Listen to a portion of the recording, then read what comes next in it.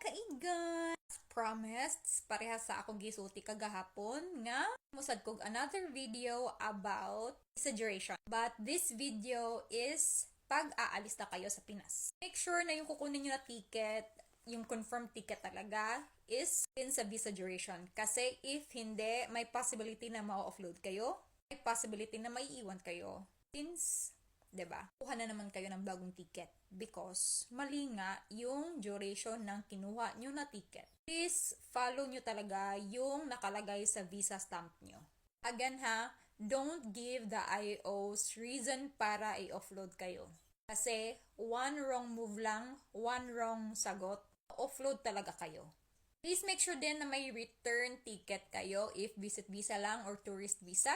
Kasi it will be another reason for your offloading. If wala kayo niyan. Another, please make sure na hindi peke, hindi putyo-putyo, hindi mikos-mikos yung mga ticket na kinukuha nyo. Kasi it's another reason for offloading.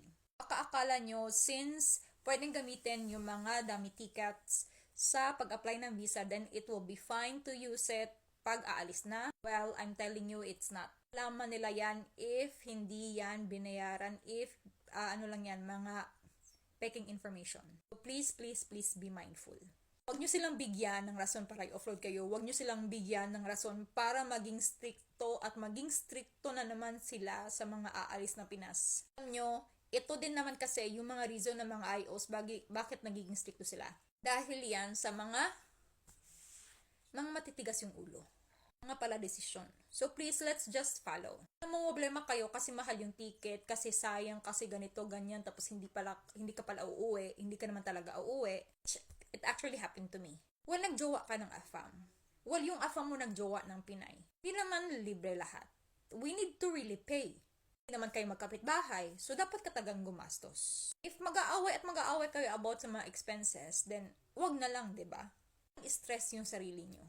Kasi walang instant sa buhay. Okay? Have a good day!